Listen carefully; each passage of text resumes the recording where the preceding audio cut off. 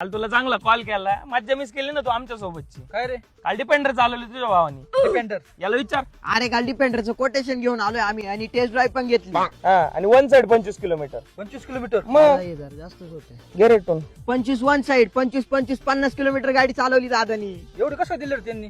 पाहुणे होते ना आपल्या ओळखीचे, निघाले ते. तुला याच्या ओळखी माहिती ना कशा अरे दादा मला निशाची रिक्वेस्ट आली. ब्लॉक कर दिला. काय रे विषय थोडा आमचा. काय विषय? याला विचार ना.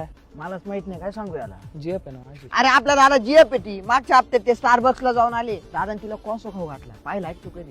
अरे मी तिथून दररोज गल्ली पण पाव घेऊन जाताना बघतोय. घेऊ दे ना पाव, त्याचे रट्टे खायचे तुला. ब्लॉक करा तिला. हा करतो ब्लॉक. कधी केली तू इंग्लिश? खायचे एंगेज बिंगेज. अरे महिन्यापासून मी रिक्वेस्ट पाठवतोय, माझी ऍक्सेप्ट करीन आणि याचं काय माहिती. त्या दिवशी एकाच्या गाडीला धक्का लागला, मी लय स्लो होतो रे. समोरचे डायरेक्ट 25-30 जण बोलावले, बडवले सगळे. एवढे 25-30 जण तू मारले एकट्याने? हा मग याला विचार.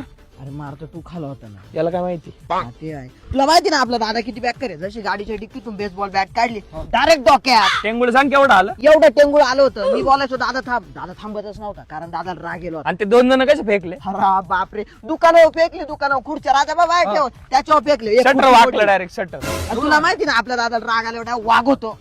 दारकाळी फोडली ना, सगळे मारले.